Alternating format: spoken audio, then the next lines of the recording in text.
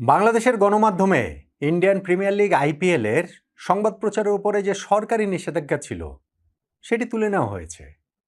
মানে বাংলাদেশের প্রথম সারির বিভিন্ন গণমাধ্যম দেখে আমার সেটাই তো মনে হলো ভালো খবর, খুবই ভালো খবর নিঃসন্দেহে। কেননা এখন আমরা আমাদের প্ল্যাটফর্মেও আইপিএল নিয়ে আলোচনা করতে পারবো। আগামী 28 মার্চ থেকে এই টুর্নামেন্টের নতুন যে আসর শুরু হচ্ছে সেগুলো নিয়ে ভিডিও করব, টার্নিং পয়েন্ট করব। আইপিএল ফ্র্যাঞ্চাইজি ক্রিকেটের সবচেয়ে বড় টুর্নামেন্ট, ফলে এইটার যে জমজমাট রোমাঞ্চ, আকর্ষণ, সেইটা আমাদের দর্শকদের কাছে পৌঁছে দিতে পারবো, কিছুটা শেয়ার করতে পারবো। সেই জন্য আমি আসলে খুবই আনন্দিত। বাংলাদেশ সরকারের কাছে তাহলে একই সঙ্গে ওই আবেদনটা আরও একবার জানাই না, আইপিএল সম্প্রচারের উপরে নিষেধাজ্ঞাটা তুলে নেন। এবং সেইটা শুধুমাত্র একটা টুর্নামেন্ট সম্প্রচারের নিষেধাজ্ঞা নয়, এর সঙ্গে আরও অনেক কিছু জড়িত। বাংলাদেশ ভারত দুই দেশের সম্পর্ক, বাংলাদেশ ভারত দুই দেশের ক্রিকেট সম্পর্ক, এবং কয়েক মাস পরে ভারত যে বাংলাদেশ সফরে আসার কথা রয়েছে আগামী সেপ্টেম্বরে 3টা ওয়ানডে 3টা টি-20 খেলার জন্য, সেই ক্ষেত্রে একটা সঠিক বার্তা পৌঁছে দিতে আইপিএলের উপর থেকে এই সম্প্রচারের নিষেধাজ্ঞাটা বাংলাদেশের তুলে নেওয়া উচিত বলে আমি মনে করি। সেই দাবিটা আমি আরও একবার জানাচ্ছি। সেটা কি বাংলাদেশ সরকার করবে না? সেই কাজ করাটা আসলে কতটা কঠিন আমাকে একটু বলেন তো দেখি। দেখুন, আমি আইপিএল নিয়ে ভীষণ আগ্রহী। আইপিএলের বিভিন্ন খেলা নিয়ে আলোচনা আমরা আগেও করেছি, প্রতি বছরই করি। কিন্তু এই বছর একটা বিশেষ প্রেক্ষাপটে এই আইপিএল সম্প্রচার এবং আলোচনার উপর একটা নিষেধাজ্ঞা বাংলাদেশ সরকার দিয়েছিল। প্রেক্ষাপটটা আমরা জানি। মুস্তাফিজুর রহমানকে আইপিএলের দল কলকাতা নাইট রাইডার্স থেকে বাদ দেওয়া হয়েছিল। সেইটার ইমিডিয়েট রিঅ্যাকশন আমরা বলে দিলাম যে ভারতের মাটিতে গিয়ে আমরা টি-20 বিশ্বকাপ খেলবো না, এবং ফাইনালি গিয়ে আমরা খেললামই না ভারতে।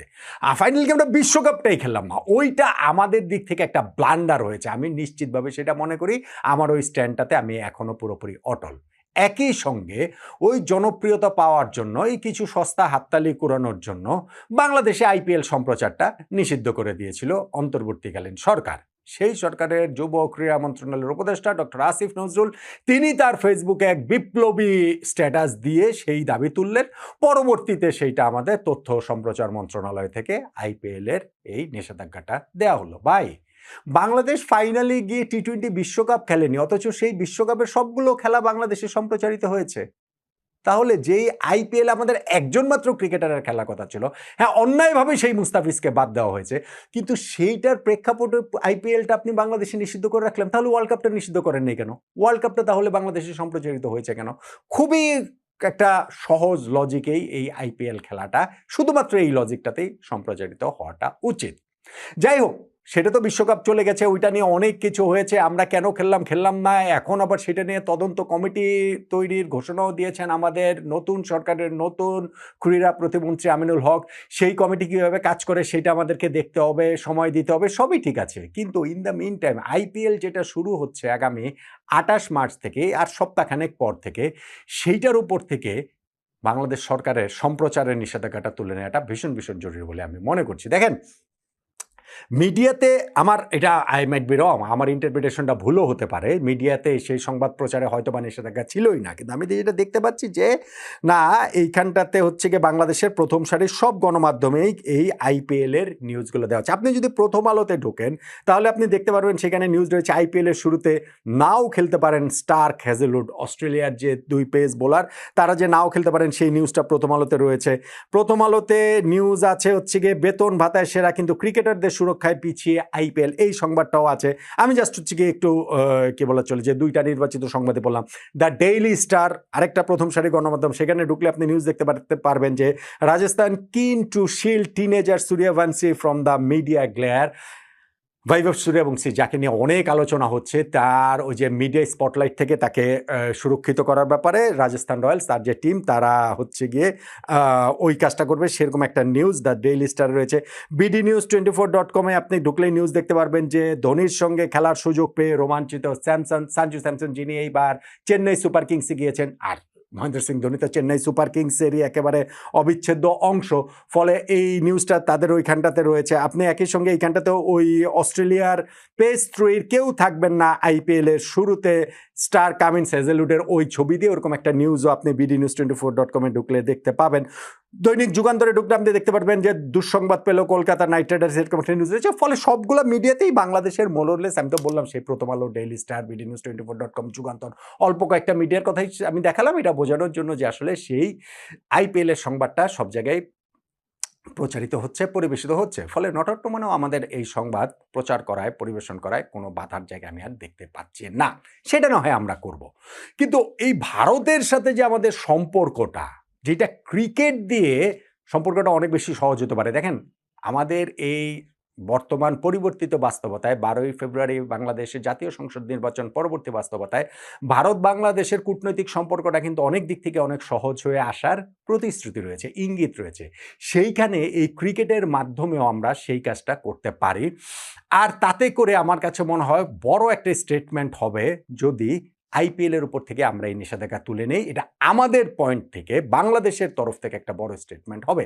আমাদের নতুন ক্রীড়া প্রতিমন্ত্রী আমিনুল হক কি সেই কাজটা করতে পারেন না? উদ্যোগী হয়ে তিনি নিজে সরকারের অন্যান্য অংশের সঙ্গে কথা বলে, সরকারের আরো অনেক বড় জিনিস রয়েছে, ভাবনার জায়গা রয়েছে, তারা এই আইপিএল খেলা দেখাবে কি দেখাবে না সেইটা তাদের মূল আলোচ্য বিষয় না, বা সেটা তাদের মানে এই জায়গাটাতে কনসেন্ট্রেট করা কিছু না। কিন্তু আমাদের যিনি ক্রীড়া প্রতিমন্ত্রী রয়েছেন আমিনুল হক, তিনি তো এটা বুঝতে পারার কথা যে এই জায়গার মাধ্যমে আমরা ভারতের সাথে আবার সেই পুরনো সম্পর্ক ফেরানোর একটা জায়গায় যেতে পারি, সূচনাটা অন্ততপক্ষে আমরা করতে পারি, যেইটা শেষ পর্যন্ত কি আগামী সেপ্টেম্বর মাসে ভারত যে বাংলাদেশ সফরে আসার কথা রয়েছে।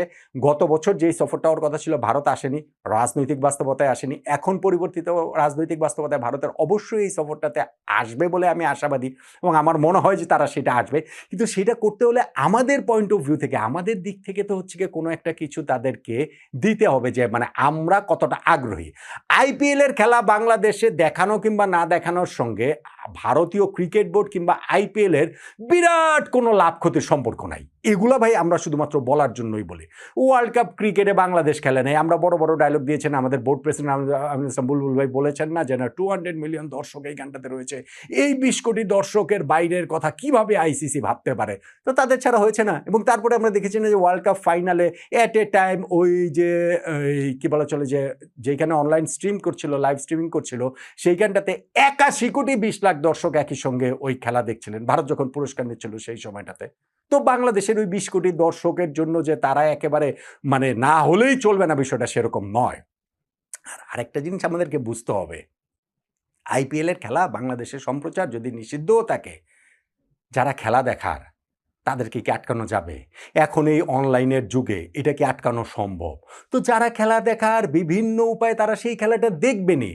তো আমরা কি কারণে ভারতের সঙ্গে এই শত্রু খেলাটা এখন অব্যাহত রাখবো? আমরা এই জায়গাটাতে বন্ধুত্বের আহ্বান নিয়ে কি কারণটাতে শুরু করব না আইপিএল এর এই নিষেধাজ্ঞাটা সম্প্রচারের উপরে তুলে নিয়ে?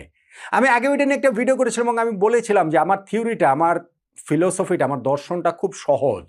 ভালোবাসায় ভালোবাসা ছড়ায়, ঘৃণায় ঘৃণা ছড়ায়। তা আমরা ঘৃণা আর ছড়াবো কেন? অনেক তো ঘৃণা ছড়ালাম, একটু ভালোবাসা ছড়াই। এইবার আমরা ওই সম্প্রীতির একটা গান গাই, এইবার আমরা এপার বাংলা ওপার বাংলাকে ক্রিকেট দিয়ে এক করি, এইবার আমরা ভারত বাংলাদেশের যে বন্ধুত্বের যে জায়গাটা নানান ক্ষেত্রে, সেটা ক্রিকেটের ক্ষেত্রে নিয়ে আসে। ভাই ক্রিকেটের ক্ষেত্রে যদি বলি, আমি রাজনৈতিক ক্ষেত্র কূটনৈতিক ক্ষেত্রগুলো বাদ দেন, ক্রিকেটের ক্ষেত্রে ভারত বাংলাদেশ পরীক্ষিত বন্ধু, এটা অনাদিকাল থেকে। বাংলাদেশ ওই যে টেস্ট স্ট্যাটাস যখন থেকে পেয়েছে, আমি যদি তখন থেকেও ধরি, এই বন্ধুত্বের সেই জায়গাটা রয়েছে। ডেফিনেটলি আমাদের টেস্ট স্ট্যাটাস পাওয়ার ক্ষেত্রে ভারত এখানে খুব গুরুত্বপূর্ণ একটা রোল প্লে করেছে। আবার ডেফিনেটলি এটাও সত্যি যে ভারত ওই রোলটা প্লে করেছে যে ওয়ার্ল্ড ক্রিকেটের যে পলিটিক্স, সেইখানটাতে বাংলাদেশকে এরকম আরও একটা দেশ, আরও একটা ফুল মেম্বারকে তাদের সাথে রাখার জন্য, পাশে পাওয়ার জন্য। এবং বাংলাদেশ ভারতের সেই সম্পর্কটা, ক্রিকেট সম্পর্কটা চিরকালীনই ঐতিহাসিক বন্ধুত্বের, সেইখানে এখন এই শত্রুতার জায়গাটা নিয়ে এসেছেন সর্বশেষ অন্তর্বর্তীকালীন সরকার এবং আমাদের এই যে ক্রিকেট বোর্ড আমিনুল ইসলাম বুলবুল ভাইয়ের নেতৃত্বাধীন। ভারতের মাটিতে খেলতে গিয়ে আমরা বিশ্বকাপ খেলবই না, এরকম একটা অবস্থানে আমরা পৌঁছে গিয়ে। ফলে এখন যখন পরিবর্তিত রাজনৈতিক পরিস্থিতি, তখন আমার মনে হয় যে এই জায়গাটাকেও পরিবর্তন করা উচিত, এবং সেই পরিবর্তনের সূচনাটা হতে পারে আইপিএল এর সম্প্রচারের নিষেধাজ্ঞাটা তুলে দেয়া বাংলাদেশের গণমাধ্যমের ওপর থেকে। বাংলাদেশের মিডিয়াতে আইপিএলের নিউজ আসছে, আমরা সেগুলো নিয়ে আলোচনা করব, কথাবার্তা বলবো। সম্প্রচার হতে তাহলে দোষটা কোথায়? বরং ওইটা করে আইপিএলের খেলা দেখা কাউকে আসলে আটকানো যাবে না।